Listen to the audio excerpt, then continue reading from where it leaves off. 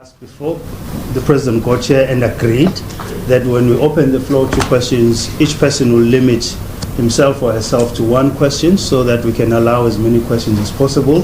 We are time constrained. We only have an hour for this engagement. And so if we can just be efficient with how we pose questions. I'll now invite the President to kick us off with a summary, and then we'll open the floor to questions, Mr. President. Well, thank you very much. Welcome to you all for being here.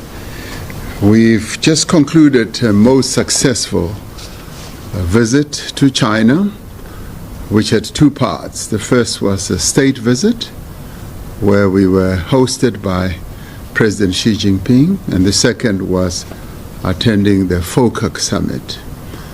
The state visit was my second state visit to China. And of course, we had a number of objectives that we wanted to achieve in terms of the outcomes. For us, the first one is to enhance the relationship between China and South Africa, particularly in relation to the strategic partnership we have. We were able together to upgrade our relationship from being what we call a comprehensive strategic partnership to an all-round cooperative strategic partnership in the new era. And the new era meaning in the new period that we're all operating in, of the global situation, and indeed of the developments that we want to foster for our two countries. We were also able to share perspectives with President Xi Jinping on the 7th administration that we were just elected into, and briefed him on the setting up of the Government of National Unity and how it is structured, and also in the course of our discussions waylay that they may have had about South Africa's foreign policy towards China. We assured him that South Africa will continue to adhere to the policy that we have had for over 30 years of recognizing a one China policy. And we assured him that the coming in of the other 9 parties in a government of national unity would not dilute or erase our policy positions. And in fact, last night I had the opportunity to inform him that even one of the leaders of the parties that we are now joined in with in the Government of National Unity, who initially was not so well disposed to a one China policy, having visited China for the very first time, and for the very first time as one of my ministers, publicly said that he now subscribes and embraces a one China policy. And President Xi Jinping was rather pleased with that and said, this confirms the good decisions that we took to take South Africa into a new era, an era of cooperative governance, working together with other political parties, and where we would jointly advance the interests of South Africa. So we discussed those political developments in our country, and he too was satisfied that we are on the right path of forging unity in South Africa, of promoting social cohesion, and of getting all parties to work for the development of our country. Our other objective in terms of outcomes was to work on our economic challenges. We briefed him about the priorities of the Government of National Unity, that we want, as a united government now, to focus on economic development, particularly to tackle the challenge of unemployment, and to have an all-inclusive growth economic trajectory. I also briefed him on our other priorities, such as ensuring that we build more capacity in the state, and that we have local government that are going to be much more effective and efficient to serve the interests of South Africans, and also to improve skills. So all those sub-objectives and outcomes we were able to achieve in terms of our interaction with President Xi Jinping. We also wanted to achieve the objective of increasing trade and improving trade between South Africa and China. We were able to sign up to 8 agreements, many of which have to do with increased and improved trade between our two countries. And that has led to the opening up of the Chinese market for South African products, particularly with regard to beef. The importation of beef into the Chinese market kept fluctuating as a number of parts in our country were affected by various livestock diseases, such as foot and mouth diseases. So whenever such an occurrence would happen, they would ban the whole country. And we were now able to reach agreement that if there is outbreak of foot and mouth disease, it should just be restricted to one area and the country should not be banned. That for us is a great achievement, in that it's going to lead to the increase of our agricultural products coming into China, and we should see increased production in South Africa. The other aspect, of course, is for manufactured goods and products to have an easier entry into China. And we were able, through the agreement that we signed, that China would enable more and more manufactured goods from South Africa to be brought in. So that for us is an important development. The other outcome, of course, we wanted was to have cooperation on the technology side. China has achieved enormous progress on technological development, and we were able to reach agreement on science and technology in terms of, and innovation in terms of cooperation, that we will be able to cooperate with China in relation to innovation research, and we were able to have really good and thoroughgoing discussions. We were able to also reach agreement on aspects of our energy security. South Africa has been going through a huge challenge of energy, and China's assistance in this regard is going to stand us in good stead. And so therefore our other objective was achieved. And of course, we wanted enhanced cooperation on the international issues that we deal with in relation to ensuring that our cooperation in BRICS is consolidated and solidified, and in other multilateral organizations such as the UN and the financial institutions, and agree that yes, there needs to be reforms that will affect those. So at the state level side, we've achieved a great deal, and our visit has really been hugely successful. So I'm very pleased that our state visit to China has really been so impactful, and we will see a lot of progress in our country in developing our relationship with China. Remembering that China is the second largest economy in the world, and for us as South Africa, it's important to promote our relations.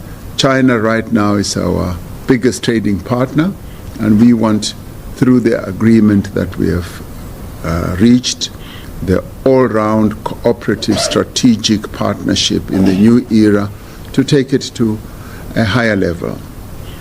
We were also able to participate in FOCAC, where we were able, as participants from Africa, to join other countries to deepen, broaden, and enhance our relationships with China, and where we were able to interact with President Xi Jinping, both at a continental level as well as at a bilateral level as countries, and also had the opportunity to hear some of the proposals and suggestions that China has in enhancing our relationships.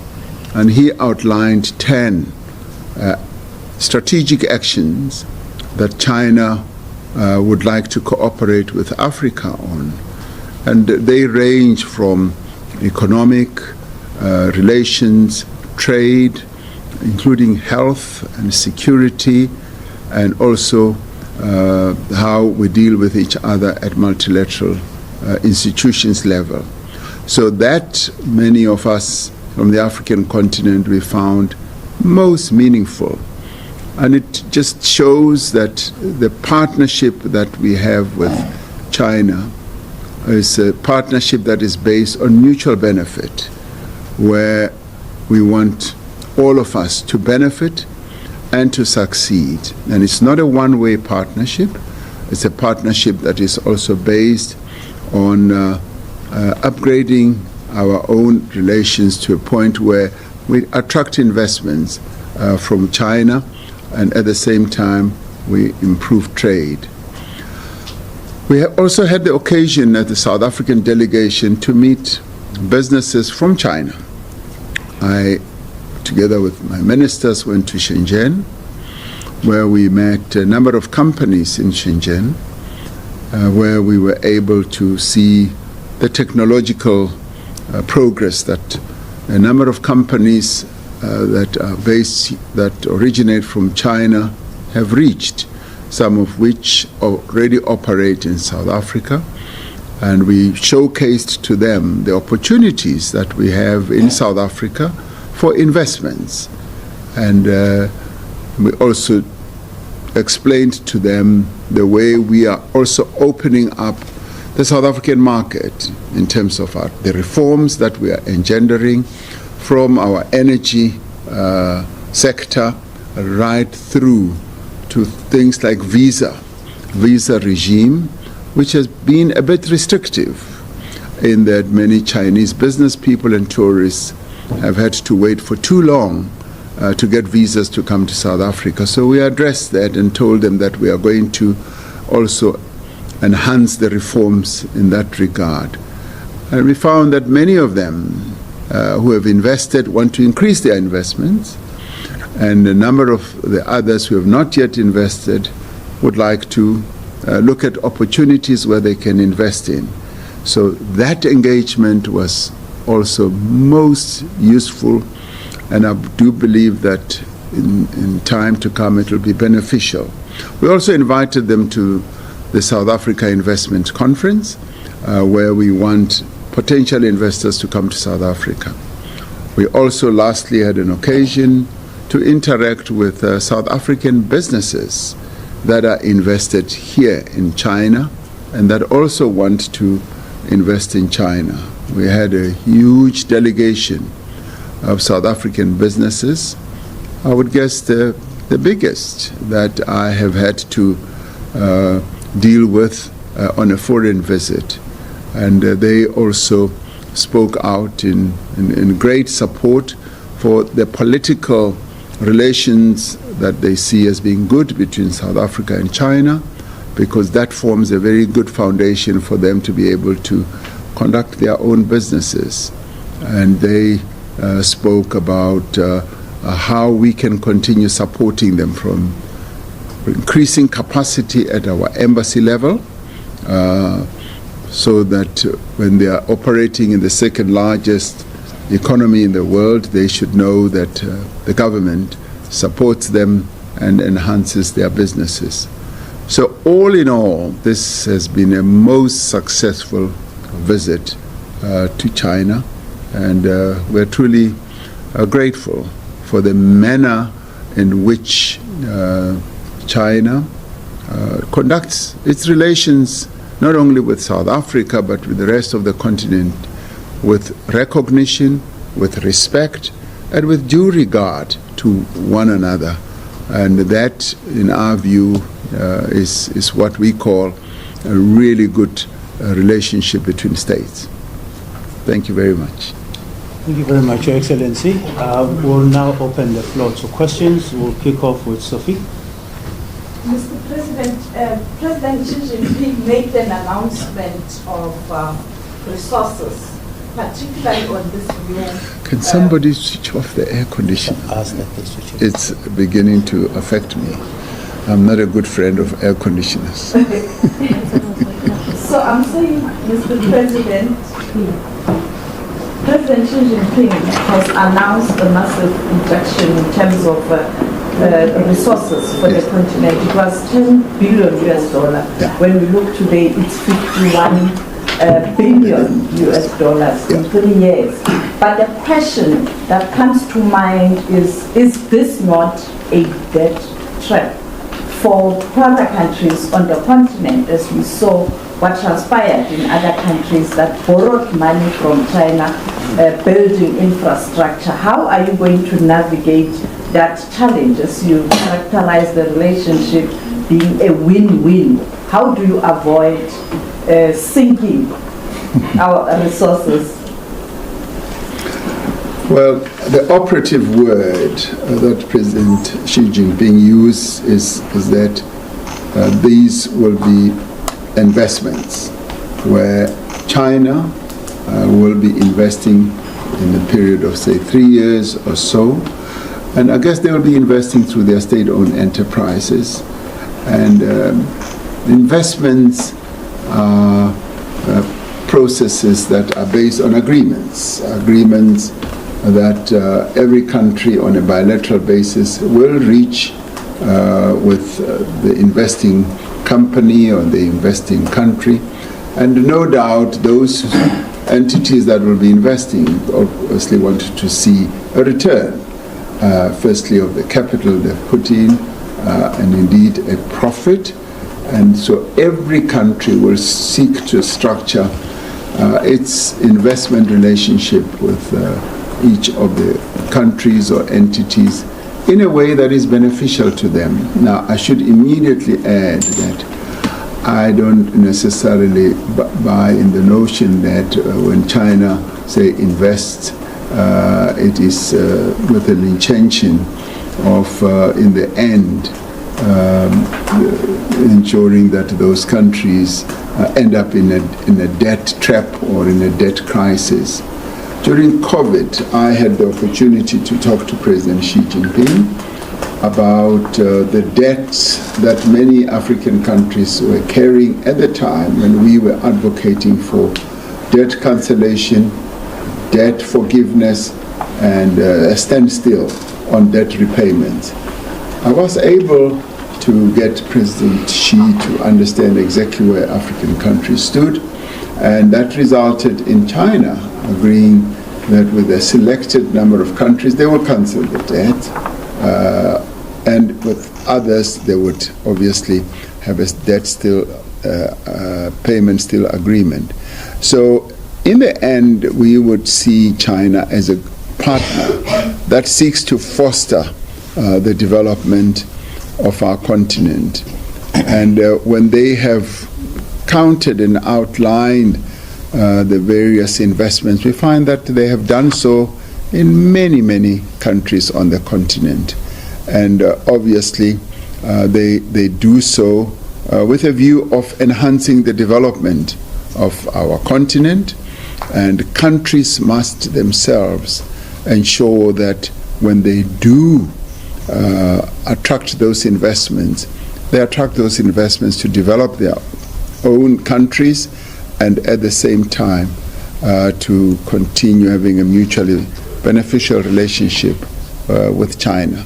So I am very positively disposed to the amount of money that President Xi announced today. I think is going to be a great boon to the African continent, and each country must then structure its own investments with various entities in China in a way that benefits them. Go on. CGTN. President Ramaphosa, welcome to Beijing, China. There has been so much discussions and debate about what kind of a country of power China has been to Africa, to South Africa, ranging from neocolonialism to a benign and benevolent power, moving away from conditionalities and preaching of previous powers, to becoming a country that respects equality and approaching Africa as a true equal. So, in your eyes, how do you see China as an influence and a partner to Africa? And very quickly, touch upon the visa agreement. Can Chinese citizens with a personal passport expect and anticipate to travel to your beautiful country, which have been with a visa-free program maybe someday soon?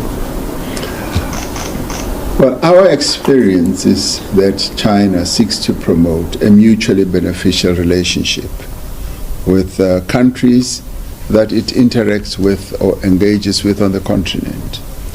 And today, President Xi Jinping demonstrated that, where he said that China is now going to upgrade the relationship that it has with a number of countries to a comprehensive strategic partnership. Now, that has a lot of meaning politically, and I would guess you can extrapolate from that economic dealings as well. So I don't subscribe and believe that it's a relationship that is oppressive, that is also neo-colonial. It should be seen as a mutually beneficial relationship that is based on recognition, respect, and also of advancing each country's own development. China is much more focused on the development of countries on our continent. And we must remember that China has never been a colonial power, and particularly on the African continent. From time immemorial, when Zheng He traveled to Africa, it was 1434 or so, to advance relations with the African continent.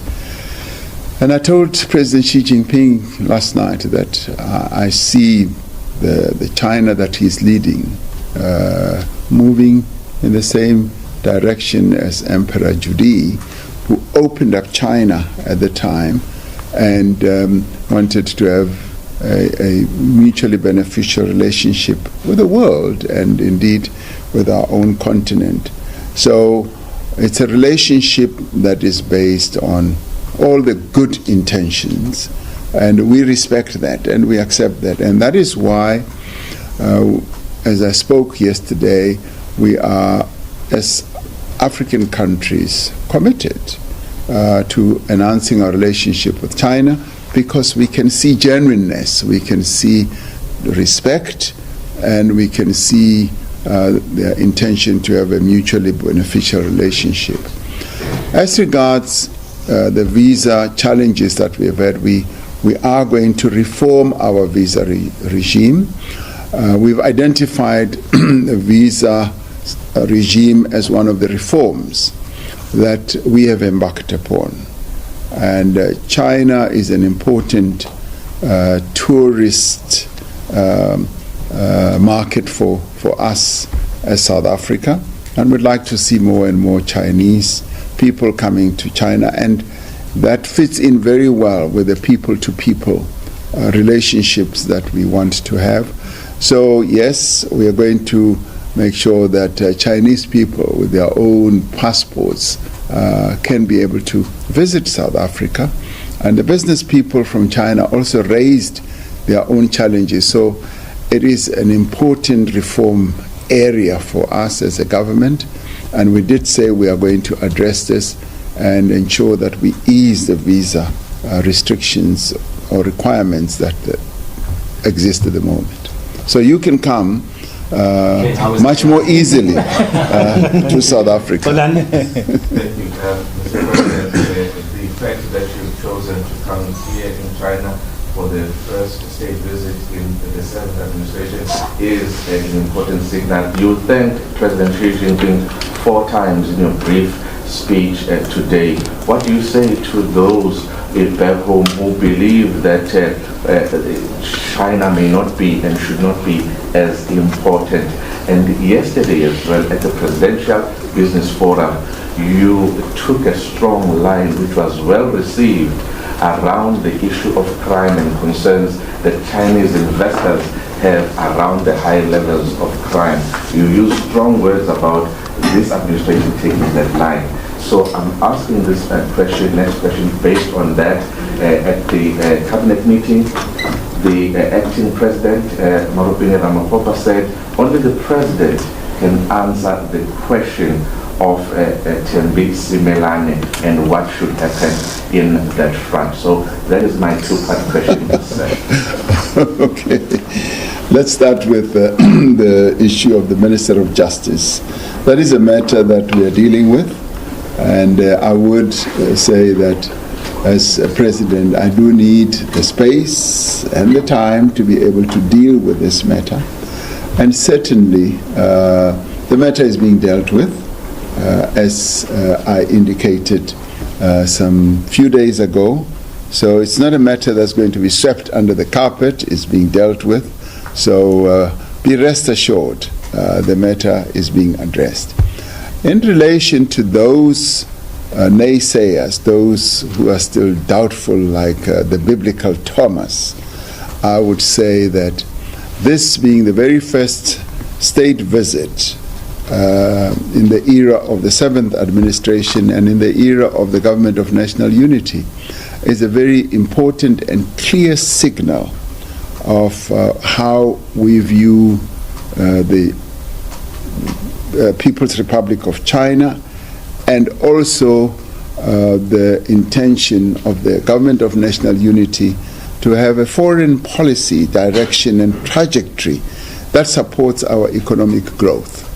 Now, China, as I said earlier, is our biggest and largest trading partner, and we are attracting more and more Chinese companies as investors in South Africa, and we're fortunate to have a Chinese government that is committed to foster our development. President Xi Jinping is at pains when he talks to me about not having enough manufactured goods from South Africa. And he says, President Ramaphosa, we want to see more goods in China from South Africa. And to this end, he has even opened up voluntarily the Chinese market for African countries to come and exploit this Chinese market. And certainly, as the most industrialized country on the African continent, so South Africa stands to benefit immensely from this relationship.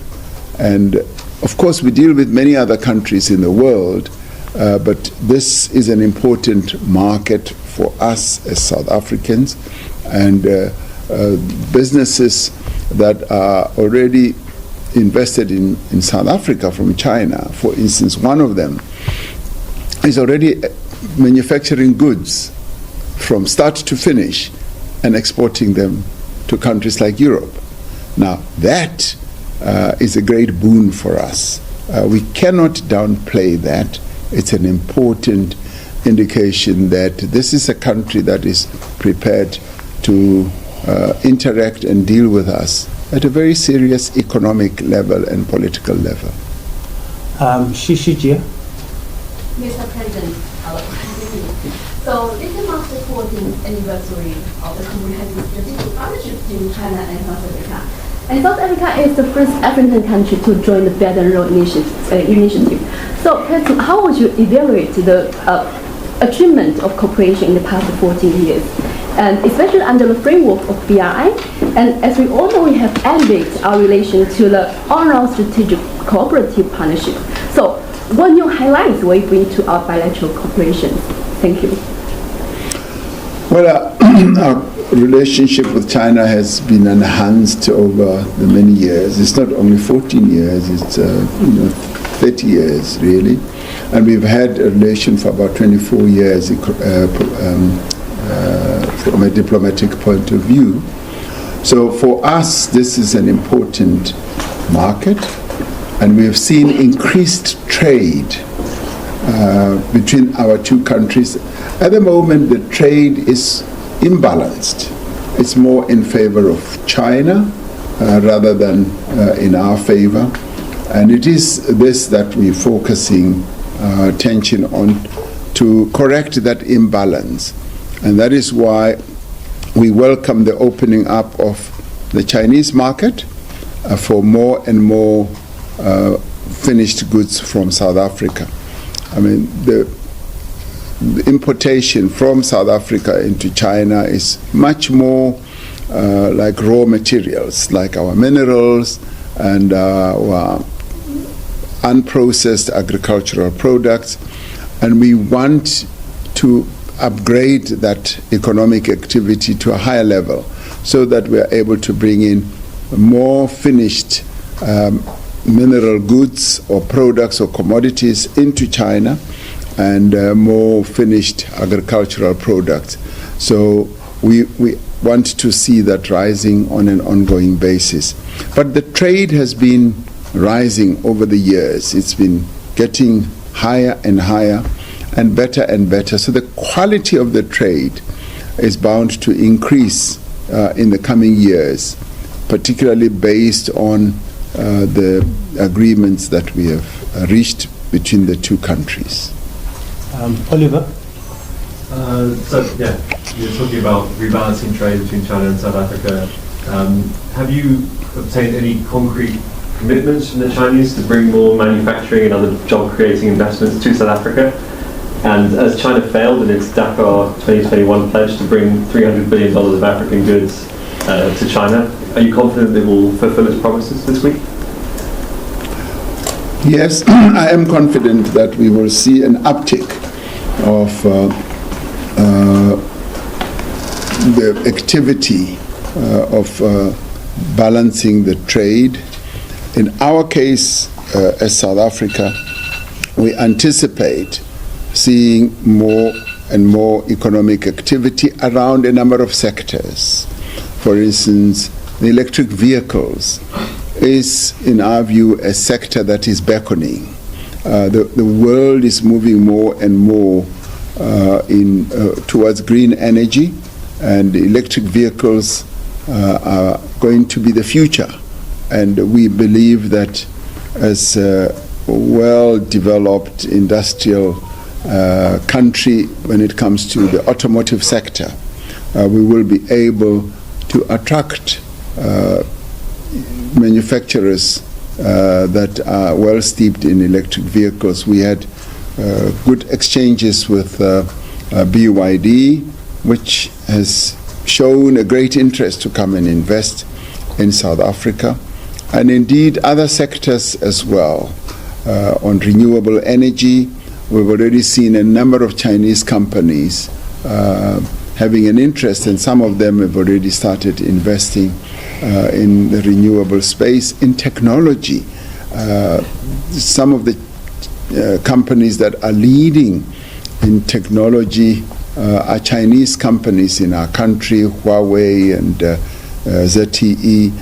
So there's a great deal of interest, and I will be seeing that 300 billion commitment will be achieved over time. Of course, it'll take time to achieve that because of a number of constraints that our continent still has, but we are going to be going up the ladder as time goes on. So the economic ladder, we will be climbing step by step and layer by layer. We will get there. Zosom, People Daily. President, I come from People's Daily, Upper General Bureau located in Johannesburg. Very nice to see you again. Good to see you. I remember you. Yes. Thank you so much. My question also related to the relationship between our two countries. South Africa is the most visited African country by President Xi, and you are also one of the most frequent African leader to meet with President Xi. So do you think now is the best historical period of South Africa and China, and what is driving our two countries come closer? Thank you. Well, the relationship between South Africa and China has really reached a point where it needed to be enhanced, to go to a higher level. And that is why we agreed that it should now be characterized as an all-round, cooperative, comprehensive strategic partnership that is going to operate on an all-round basis without restricting it to certain areas only. And we've had the joy of having a good cooperation with China in a number of areas, both bilateral country to country and also descending to economies, people to people, cultural, and also education and skills development. And we've also had a very good international relations type of cooperation. BRICS is one of the high points that solidifies our relationship with China, and we cooperate very well at the United Nations level, and now through FOCAC. So our relationship with China is of good quality. It is a very strategic relationship. And you are absolutely right, President Xi Jinping has visited South Africa more than any other country on the African continent. And we value that and we welcome that, because our continuous interactions just enhances the relations between the two countries. And we will now be proceeding to a number of other forums in the world, and we will meet there. And we will also have discussions and even reach further agreements as we move on. So it's a very special, all-round, comprehensive, cooperative relationship. So we are very pleased about that relationship. Reuters? You even put your computer down. You don't mess around, right? I know. Mr. President, you mentioned just now that you were interested in receiving more investment from China in electric vehicles. Yes, sir. An area where the US and European Union have accused Beijing of directing state subsidies and having overcapacity in. Are the West lobbying South Africa not to accept more Chinese investment in this sector and instead to take more investment from their own automakers? Thank you. No, South Africa is not being lobbied by anyone not to accept investments from China. South Africa is a sovereign country, and we want to remain sovereign both politically and economically, and when it comes to foreign policy as well. And we do this with the recognition or with the understanding that, like any other country, we want to respect countries that we deal with, and we would like those countries not to impose their will on South Africa, like we would not want to impose our will on them. So when we deal with countries, we deal with them on a bilateral basis, with the understanding that they will seek to foster our own development. Now, we are new kids on the block when it comes to electric vehicles, and we are desirous of fostering our economic development. And our view is that our journey to developing economy should not be held back by anxieties and fears that other countries would have about other countries that we have relationships with. Like we are not driven by the concerns that, for instance, other countries may have with China. So our respect for sovereignty, both economically and politically, is really meaningful, and it is the foundation on which our foreign policy is really based, and it is based on foster the progress of one country as it seeks to foster your own progress, and do not seek to hold another country's progress and development back. So that's who we are. And remembering that South Africa relates to all countries in the world, we don't see ourselves as having enemies. We are non-aligned as a country, and we have set our path on fostering the development of various countries and peace, and basing, obviously, our foreign policy on mutual respect, respect for the values that we subscribe to, and human rights as well. I'll take two last questions. Business Day, and the lady in front here. Yeah. Thank you so much for taking the time out to chat to us, Mr. President. Michelle Gumete, Business Day. So my question is just with relation to this all-round strategic partnership in the new era. How is the business community in South Africa to understand the implications of that? What will it mean for them in layman's terms? We had occasion to meet with our business community yesterday afternoon. And to tell you the truth, they are really overjoyed with what they see as a very close relationship between China and South Africa. A number of them are invested here, and they have seen their investments growing by leaps and bounds, and they have wanted to gauge and see whether the relationship between South Africa and China is going to be enhanced, particularly in the 7th administration and in the era of the government of national unity. And we assured them. And their citing of ministers that I had in my delegation from other political parties was actually a real sort of confidence booster. They want confidence. They want to see that we have stability, we have confidence, they can have confidence in the future trajectory of the country. And some of those companies also not only invest in China, but they also want to be partners of Chinese companies when they come to South Africa.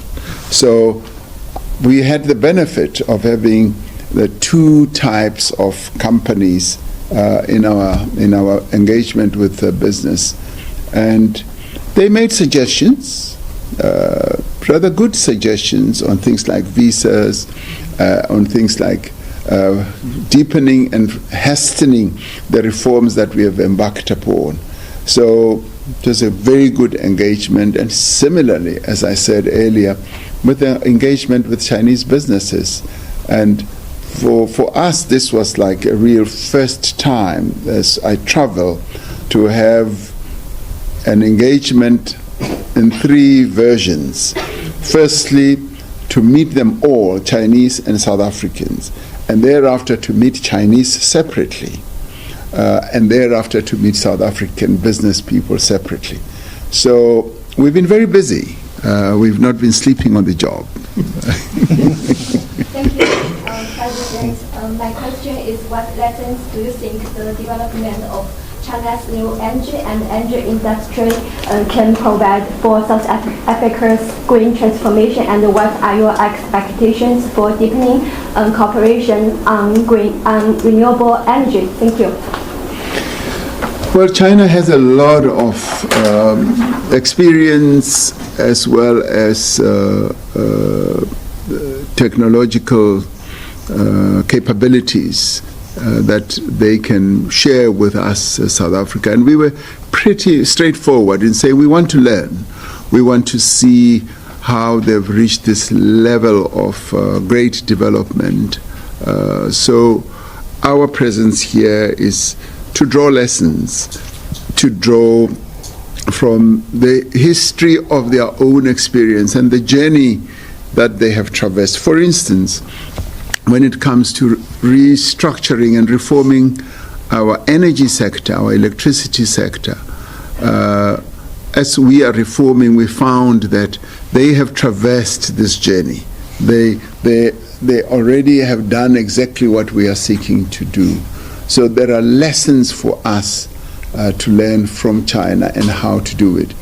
And there are also lessons for us more broadly when it comes to the management of the state-owned enterprises, which we are now busy with, reforming our state-owned enterprises. They have a lot to teach us. When it comes to green energy, they're already miles ahead, and we are learning from them. But we have many more endowments, like, if you like, advantages in that our resources are given to being able to give the best of, the new energy, the renewable energy, and the green energy. We've got hydrogen, and we are blessed with higher capacity or capability of radiation when it comes to solar. So the PV industry can grow exponentially in our country. So there's a lot we can learn, and we are learning from China. And that is why a number of their own companies are now focusing on our energy sector, and we will now advance to a higher level of electric vehicles and hydrogen. So that relationship we're forged with China is a very, very powerful and mutually beneficial relationship. I want to stress that it's not a one-way relationship. It's mutually beneficial. And to demonstrate this, it was a joy for me to see this yesterday. South African companies are invested here, and they're making profits. And they've found a really good environment to invest in.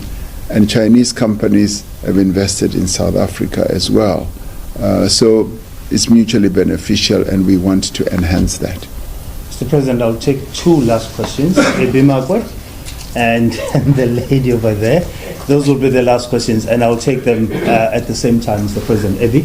Thank you, Mr. President. Just a very quick one for clarification's sake. In my opinion, remarks you make reference to one of the new ministers in your 7th administration who has seen the light.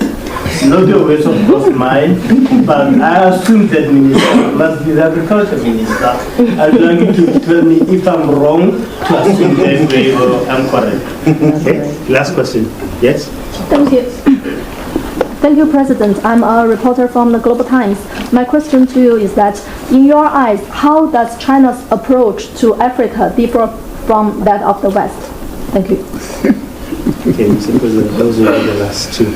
He wanted to ask a question. Okay. Allow him. That is, after this year's general election, are there any changes in the trajectory or direction of the economic reform of South Africa, and also what kind of role could China play in the economic reform, especially the reform of South African SOEs? Thank you. Well,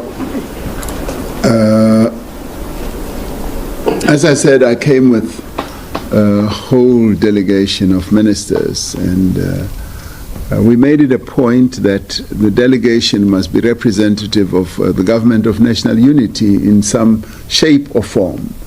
And we were very fortunate to have ministers, some of whom were, coming to China for the very first time. And in the past, they may well have had their own illusions and concepts about China. And when they got here, they saw for themselves. They were their minds were blown, and they said, we didn't know that this country is as capable as this. And then I think that's when for many, the penny dropped, as they say in English.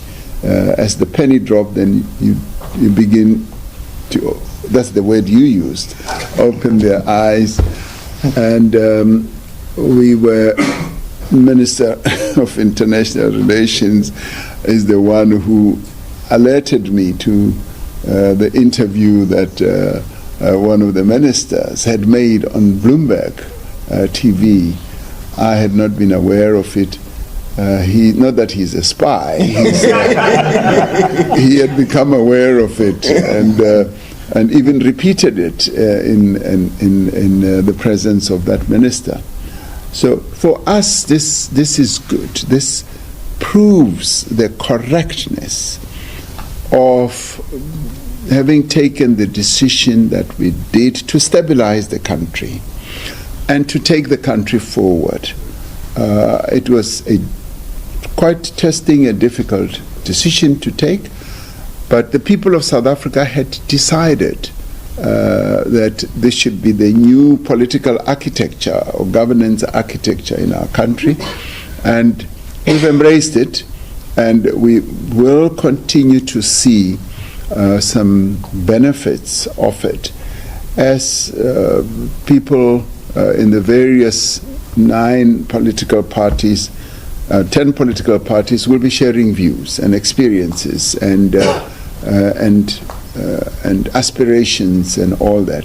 So it is a change process, a transformative process that, in my view, is going to behove well for South Africa and the people of South Africa, and we should be grateful that this is a new era and a new process that we are all involved in, and it will be to the advantage of all South Africans, I guess.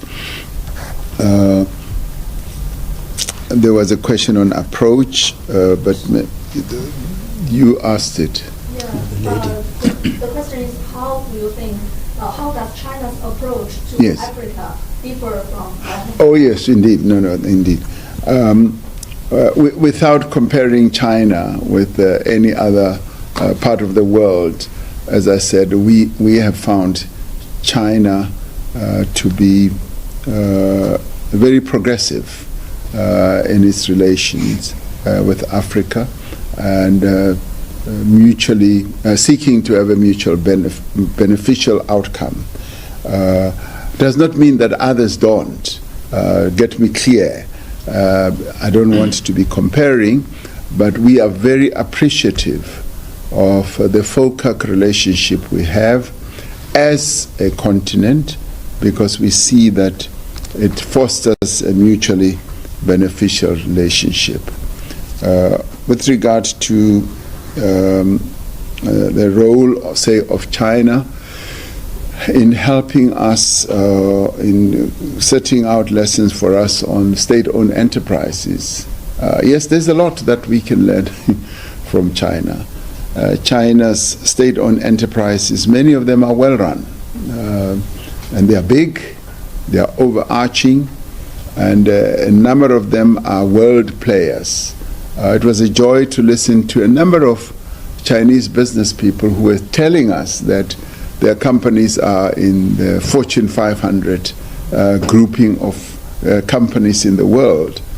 Now, that for us is a great boon for us as South Africans, that we can have in our economy companies that are as strong, as powerful, and as profitable as that. I mean, one of the state-owned enterprises recorded to be making something like 200 billion profit. Now, these are unheard of numbers as far as we are concerned. They have taken the trouble and the time to manage their state-owned enterprises in a good way, and we want to learn from that. There's a lot we can learn, so we will be focusing on the lessons that China has to give to us. So thank you very much. Thank you very much, Mr. President. Colleagues, that concludes our media briefing. Thank you, President. Thank you to the Minister.